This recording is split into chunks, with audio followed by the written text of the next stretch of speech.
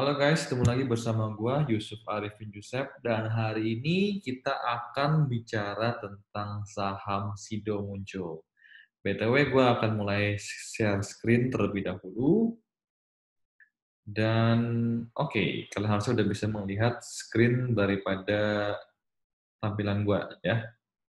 Oke, BTW di nah di channel gua nih waktu itu tanggal 22 Juni ya.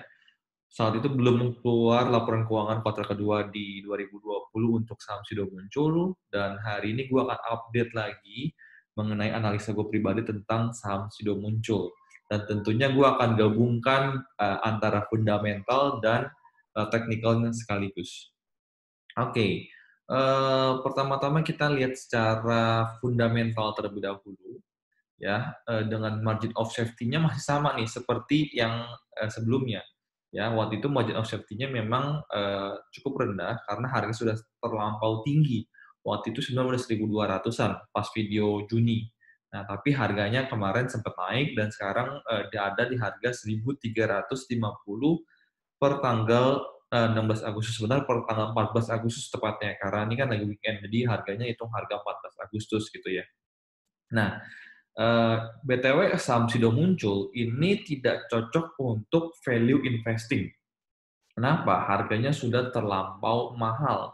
Cocoknya buat dua orang, yaitu orang invest tapi growth investing karena perusahaan ini bakal grow terus, atau untuk para trader ya, untuk Anda trading kan. Nah, jadi kita pengen lihat sekarang ke fundamentalnya secara sekilas. Ya, ini menurut gua sesuai dengan prediksi gua sebelumnya pas Juni. Ya, kuartal kedua mereka tetap naik walaupun ada pandemi. Jadi luar biasa memang perusahaan Sido Muncul ini ya, anti pandemi bahkan malah naik. Dan tentunya gue sangat berharap kuartal ketiga dan kuartal keempat perusahaan ini terus berkembang terus dan bahkan bisa meningkatkan revenue dan net income mereka di kuartal ketiga dan kuartal keempat dibandingkan dengan tahun 2019. Nah, gue mau lihat sekilas aja, pandemi ini ngefek sama mereka nggak? Ya, gue mau bandingin sedikit kuartal pertama dan kuartal kedua. Nah, maka kalian akan bisa melihatnya. Kalau ngomong tidak ada dampak sama sekali, itu bohong. Ya, menurut gue. Nah, kita bisa ngeliat di sini. Ya, kalau kalian lihat ini, gue ambilnya secara persentase, bukan secara nominal. Kenapa? Karena persentase bisa lihat growth-nya seperti apa. Nah, dia HPP-nya ini adalah satu perusahaan yang menurut gua yang paling hebat. Kenapa manajemennya bisa menekan terus HPP-nya? Kita lihat dari 2015, HPP-nya 61,8%. Itu turun terus sampai kalian bisa lihat ke 44,2% di kuartal pertama 2020. Ini kalian lihat deh, ini nggak ada perusahaan kayak gini, ini benar-benar luar biasa banget. Jadi kalau ngomong manajemen Sido Muncul itu bagus, itu perlu diakuin guys. Dan kalian tahu, kalian bisa lihat lah, bandingin dengan perusahaan yang lain, mana ada laba bersihnya yang sebesar ini, ya, di atas 20% itu jarang ya. Kalian bisa hitung dah, dari 600 emiten yang ada di Bursa Efek Indonesia, paling cuma sekitar 10-20% doang tuh, yang ada di atas 20%. Yang lainnya kebanyakan mungkin untungnya cuma berapa persen, di bawah 10%, itu kebanyakan begitu, bahkan ada yang minus gitu ya. Nah, kita ngeliat kuartal kedua. Nah, cukup disayangkan, kenapa? Sayangkan kuartal kedua, kita lihat dari 58,9%, turun 57,8, turun 56,8, turun 49,5, turun 45,4, sayang banget, kuartal kedua 2020 mereka tidak berhasil menekan HPP-nya. Nah, makanya gue bilang, Sido Muncul pengaruh nggak? Pengaruh. Pengaruhnya ke sini.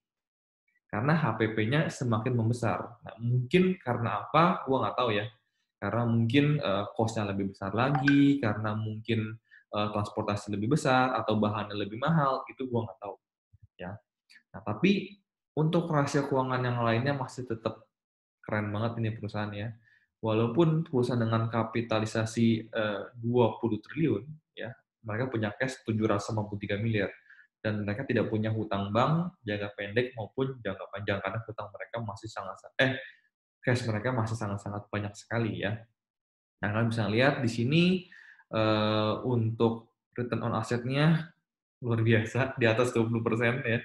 24,6 dan ROE-nya juga 27,5. Ini memang gila ya, kalian bisa lihat gila. Nah, tentu dengan semua yang begitu bagus, PE rasionya tinggi. Bisa lihat 23 lebih, ya, 24 lebih. Dan price to book value-nya juga sangat tinggi, 6,58%. 6,58, sorry, 6,58. So, ini yang gue ngerasa masih cukup mahal, dan price alert gue masih di harga 1.100-an, ya. Nah, tapi sekarang kita balik lagi. Tadi gue bilang masih cocok untuk diinvestasi untuk siapa? Untuk growth investing, investor, dan juga untuk para trader. Nah, sekarang gue akan mulai masuk ke analisa teknikalnya. Tadi fundamental udah oke, sudah muncul, tetap on the track, tetap bagus. Nah, gue ambil dari dua, yaitu dari parabolic SAR dan mengambil dari MACD. Ya, pertama-tama kita lihat dari parabolic SAR terlebih dahulu. Oke.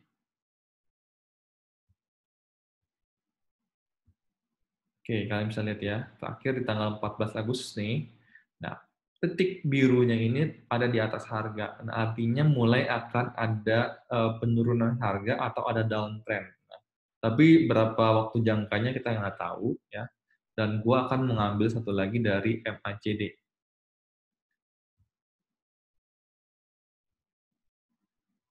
Oke, agak lemot internet gua. Tunggu sebentar.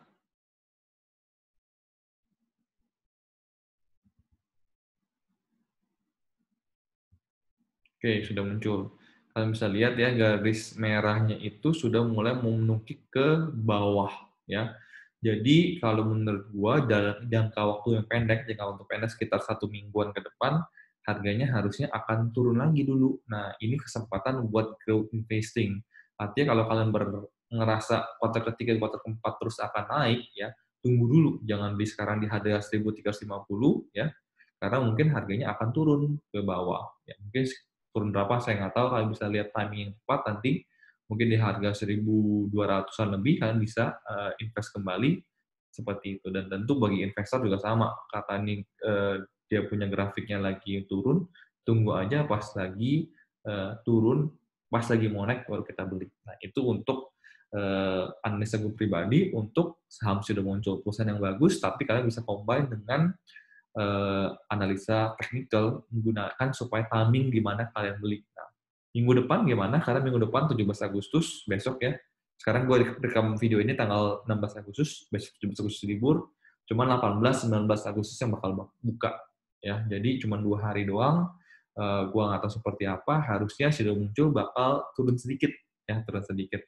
Nah, BTW gue tetap tidak akan beli di situ muncul. Kenapa? Karena bagi gua yang potensial naiknya lebih banyak di perusahaan yang lain daripada saham sudah muncul tersendiri ini gitu ya.